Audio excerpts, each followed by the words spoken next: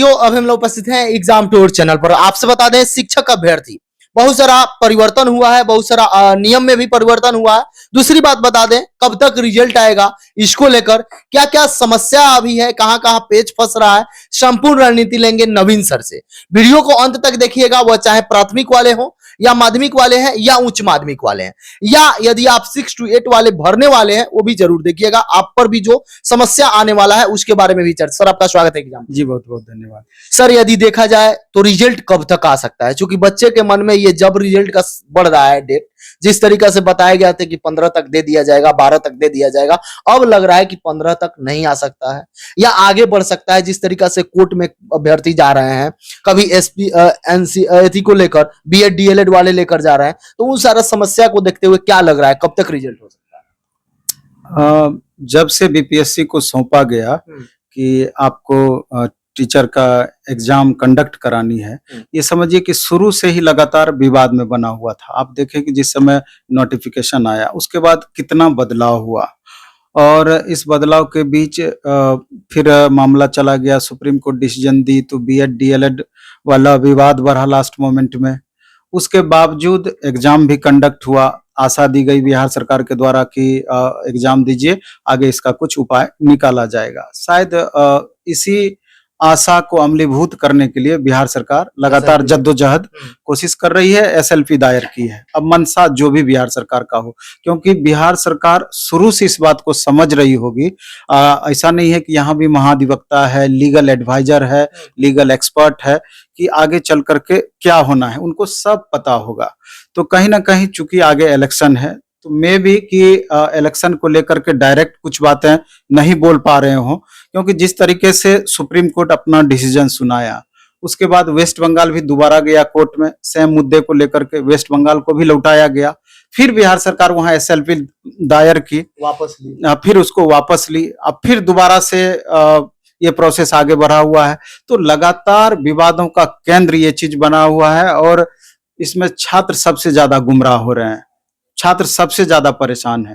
खास करके बीएड वाले अभ्यर्थी इतना ज्यादा परेशान है, कभी उनका पूरी तरीके से लगता है कि अब हमारा सारा आशा का किरण समाप्त हो चुका है। वो पूरी तरीके से अब आगे का सोचते हैं, लेकिन फिर वैसा कुछ मामला हो जाता है, फिर उनको दिखने लगती है कि नहीं, लगता है कि कुछ भी पॉजिटिव, हाँ संभव है, पॉजिटिव कुछ हमारे लिए हो सकता है।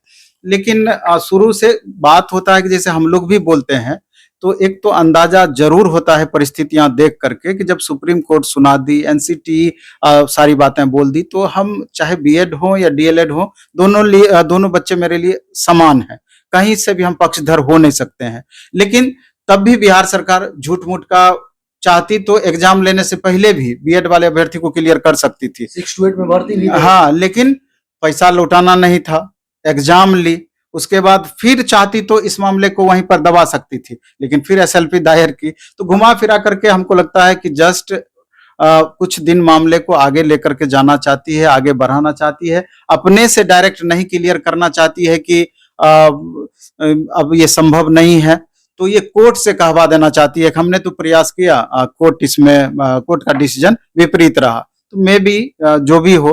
तो अब सवाल ये उठता है कि रिजल्ट कब तक। तो अभी तो आप देख रहे थे कि 16 तक रिजल्ट दिया जाना चाहिए था, पहले 13 को, फिर उसके बाद 16 को, लेकिन फिर सुनते हैं कि 20 को इसको डेट बढ़ा कर रहा है कि 20 में तक सुनवाई है, तो मे बी 20 के बाद फिर इसका रिजल्ट दिया जा सकता है।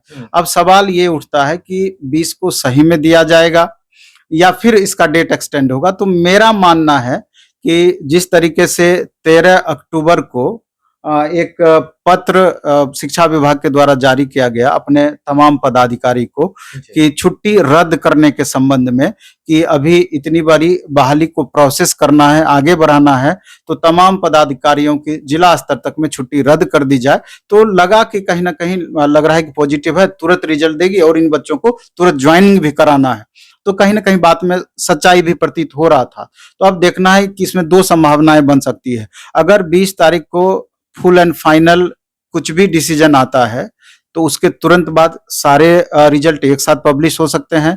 नहीं तो अब लगता है कि 1 to 5 का रिजल्ट कुछ दिन के लिए मे बी अवेटेड रह जाए, और बाकी 9, 10th, 11th, 12th का रिजल्ट निश्चित रूप से सरकार जारी कर सकती है। चूंकि हड़बड़ाहट इसलिए भी है कि जिस हड़बड़ी में एस्टेट का नोटिफिकेशन निकाला गया, जिस हड़बड़ी में 2 से 3 दिन गैप देके चौथे दिन एस्टेट का एग्जाम ले लिया गया और जिस तरीके से 12-15 दिन एग्जाम चला और 15 दिन गैप करके तुरंत इसका रिजल्ट दे दिया गया, तो कहीं ना कहीं बिहार सरकार को यह हड़बड़ी जरूर था कि नेक्स्ट वैकेंसी भी हमको जो 70,000 प्लस वैकेंसी देने की बातें चल रही थी उसको हम शीघ्र देंगे और कहीं ना कहीं इस दोनों बच्चे का गांधी मैदान में ज्वाइनिंग लेटर हम एक साथ बांटेंगे। कुछ भी प्लानिंग हो सकता है गवर्नमेंट का, चूंकि आगे इलेक्शन भी है, तो जो भी इससे रिलेटेड बातें हो, तो हमको लगता है कि अब कहीं ना कहीं जो 18-19 अक्टूबर को नेक्स्ट नोटिफिकेशन वैकेंसी का आना था उसमें भी 1 सप्ताह से 2 सप्ताह का विलंब संभव है, क्योंकि रिजल्ट ही नहीं देगा तो तुरंत फिर आपका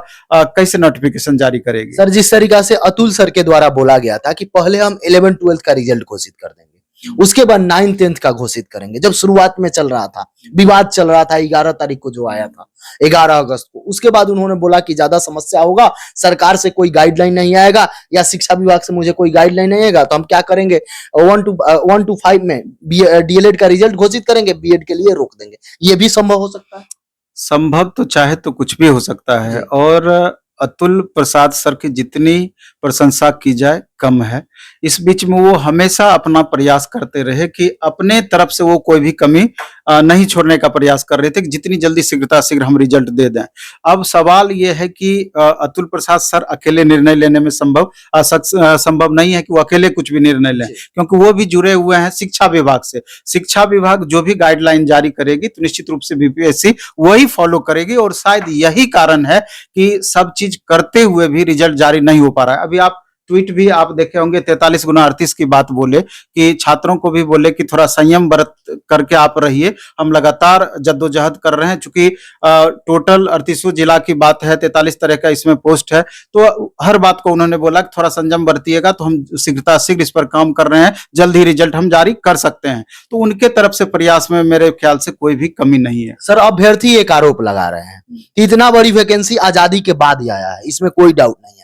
कहीं बिहार सरकार ये भी चाह रही है कि कुछ दिन लेट हो, क्योंकि प्रचार प्रसार हो जाए, बिना प्रचार प्रसार का इतना ज्वाइनिंग कराना भी संभव नहीं है, ये अभ्यर्थी लगा रहे हैं, इसी कारण से लेट किया। एक्चुअली में देखिएगा तो कहीं ना कहीं दिख रहा है इस तरह की बातें, और युवाओं को बदलते भी देर नहीं लगती है। और युवाओं को क्या चाहिए, उनको वैकेंसी से मतलब है। इतने दिन तक लगातार वैकेंसी रोके रही और लास्ट मोमेंट में जाकर के वैकेंसी का भी बार आ रही है। सवाल ये उठता है कि ईयर आप कम ही वैकेंसी देते, ईयर बाय ईयर लगातार क्यों नहीं आप वैकेंसी दिए? कारण तो प्रश्न चिन्ह तो बहुत जगह उठाया जा सकता है। आप देखेंगे कितने ऐसे छात्र हुए लगातार हड़ताली बाग, गर्दनी बाग, लगातार धरना प्रदर्शन करते रहे, जद्दोजहद करते रहे, 7वें चरण 6ठे चरण करते रहे, लेकिन लास्ट में चल करके नया सीन आ गया। तो उसमें कितने बच्चे शिकार भी हुए, कितने का टाइम बर्बाद हुआ, कितना का एज लैप्स हुआ, तमाम तरह की परेशानियां झेलनी पड़ी। लेकिन आखिर जो गवर्नमेंट चाह रही है तो निश्चित रूप से वही होगा। हमेशा हम बोलते हैं कि बहुत बातें आपके हाथ में नहीं होती है, तो वो आप दूसरे से गाइड होते हैं, क्योंकि गवर्नमेंट जो चाहेगी उसी के अकॉर्डिंग आपको चलना है। तो अभी भी वही चीज हम लोग तमाशा बीन बने हुए हैं और बने रहना भी है। जो गवर्नमेंट गाइडलाइन अपना जारी करेगी उसके हिसाब से हमको फॉलो करना है। तो हम तमाम छात्रों को कहना चाहते हैं, रिजल्ट में भी कि 2-4 दिन आगे या पीछे जारी हो, लेकिन उन छात्रों को हम खास करके कहना चाहते हैं कि जो इस बार एस्टेट पास किए हैं उनका कंपटीशन लेवल बहुत ज्यादा बढ़ गया है। हम तो चाहते हैं कि आप एक वीडियो खास करके 9-10 के लिए भी बनाएं कि किस सब्जेक्ट में कंपटीशन लेवल कितना। हाँ, उस पर एक बार बनाइए तो बहुत छात्रों को इसमें थोड़ा सा सुविधा महसूस होगी। लेकिन उन छात्रों को हम कहना चाहते हैं कि आगे के लिए अपना तैयारी आप कंटिन्यू रखें और लगातार तैयारी करते रहें। और नोटिफिकेशन में भी कि 1 सप्ताह 15 दिन लेट हो सकता है, लेकिन नोटिफिकेशन आना तय है। सर, एक अभ्यर्थी का ये आरोप चल रहा है कि यदि कोई अभ्यर्थी है जिसको एक बार मौका मिला 23 में, 24 में फिर मौका मिलने वाला नहीं है, 25 में मौका मिलने वाला नहीं है, कब मौका मिलेगा इसका कोई गारंटी नहीं है। यदि इस बार वह चूक जाते हैं या कोई भी कारण हो सकता है, उनका तैयारी ना हो या मिस्टेक हो या जो अभ्यर्थी इस बार बीएड फाइनल करेंगे या अगला साल फाइनल करेंगे या 1 साल बाद फाइनल करें, उन लोगों के लिए कोई सरकार नहीं सोच रही है। अगर आप ईमानदारी पूर्वक देखें तो अभी जो 22-24 के सेशन वाले बच्चे हैं जी, उनका क्या, उनके बारे में जरा आप सोचिए। और गवर्नमेंट को चाहिए कि अपियरिंग वाले को भी मौका देना चाहिए, क्योंकि कितने छात्र अपियरिंग वाले को अगर बच्चों को मौका दिया जाए तो उनका भविष्य मुख्य धारा में आ सकती है, नहीं तो फिर मुख्य धारा से वंचित रहेगी। क्योंकि गवर्नमेंट का जो ये पॉलिसी प्रचलन चल गया है, चाहे वो सेंट्रल हो या स्टेट हो, दोनों मामले में, कि इलेक्शन के टाइम में वैकेंसी देंगे, फिर पूरा प्रोसेस होने में आधा समय हम लगाएंगे, फिर अगले इलेक्शन में वैकेंसी देंगे।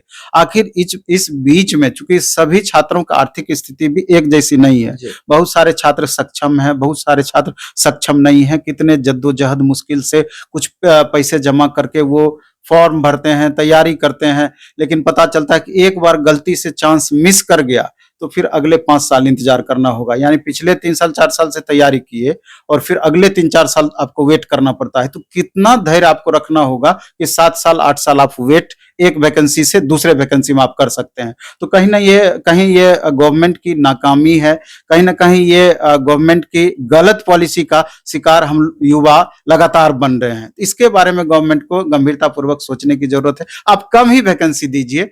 जिस तरीके से आप बीपीएससी का भी एक तरीके से एग्जाम कैलेंडर फॉलो कर रहे हैं, एसएससी यूपीएससी अपना एग्जाम कैलेंडर फॉलो कर रही है, क्या टीचर के लिए एग्जाम कैलेंडर नहीं जारी हो सकता है? बिल्कुल संभव है। ये गवर्नमेंट की इच्छा शक्ति होनी चाहिए, क्योंकि चाहेगी तो क्या नहीं संभव है। सर लास्ट प्रश्न है, जो अभ्यर्थी आपको देख रहे हैं, एक बार तो आंसर की भी दे दिया गया, ओएमआर सीट भी दे दिया गया, दोबारा दे दिया गया, सब कुछ कर दिया गया, उसमें डेट भी बढ़ा दिया गया। अब जो अभ्यर्थी मिला लिए हैं, उनको लग रहा है कि मेरा 20 आ रहा है, मेरा 30 आ रहा है, मेरा 40 आ रहा है, और उनको लग रहा है कि मेरा नहीं होने वाला है, उनको क्या करना चाहिए? नहीं, जैसे कि हम लोग भी यहाँ पर टेस्ट लेते थे, अभी फिर 6 to 8 का टेस्ट स्टार्ट किए हैं, 9-10 का टेस्ट स्टार्ट किए हैं। जो ऑनलाइन बच्चे देते हैं, प्लेटफॉर्म ऑनलाइन टेस्ट अपना नया ऐप बना है, आज से ही टेस्ट उस पर स्टार्ट हुआ है टीचर वाला। तो वहां पर भी हम देखते थे, यहाँ पर देखते हैं कि अभी भी 30-40% बच्चे हमेशा से क्वालिफाई नहीं कर पाते हैं। तो वहां पर भी स्थिति निश्चित रूप से, जिस तरह का 1 to 5 का क्वेश्चन पूछा गया, जिस तरीके से 9-10 में साइंस का क्वेश्चन टफ पूछा गया, 11-12 में कंप्यूटर सेक्शन का क्वेश्चन टफ पूछा गया, तो वहां पर ऐसी परिस्थितियां निश्चित रूप से बनी होगी कि बहुत छात्रों को पता होगा, आंसर शीट जारी कर दिया गया कि हमारा क्या पोजीशन रहना है। तो उन तमाम छात्रों के लिए हम कहना चाहते हैं, एक अच्छी अपॉर्चुनिटी आपका जस्ट आने वाला है। तो जो भी आपकी पिछली कमियां रही है, इस बीच में आप निश्चित रूप से उसको सुधार करने का प्रयास कीजिए। अब कम से कम ये तो पता है कि किस तरह का क्वेश्चन आगे पूछ सकता है, तो इसको ध्यान में रख करके आप लगातार लगे रहें। और अभी इस बार अगर आप रिजल्ट कंफर्म अपना नहीं कर पाएंगे तो आगे भविष्य में और दिक्कत हो सकता है। जो भी व्यूअर देख रहे हैं, खासकर शिक्षक अभ्यर्थी, मैं उनसे बता दूं, इतना कम कंपटीशन कहीं कुछ होने वाला नहीं है। वो आप यूपीएससी में चले जाएं, बीपीएससी में चले जाएं, या एसएससी में चले जाएं, या रेलवे में चले जाएं, एक सीट के लिए 200-200, 500-500, 1600 लोग भाग लेते हैं, 2-2000 लोग भाग लेते हैं। यहाँ 2-4 की बात है। तो आपको यदि अभी भी कम अंक आ रहा है तो आप अपना फिर से लगिए और अच्छा तरीका से तैयारी कीजिए। सर, समय देने के लिए बहुत बहुत आभार।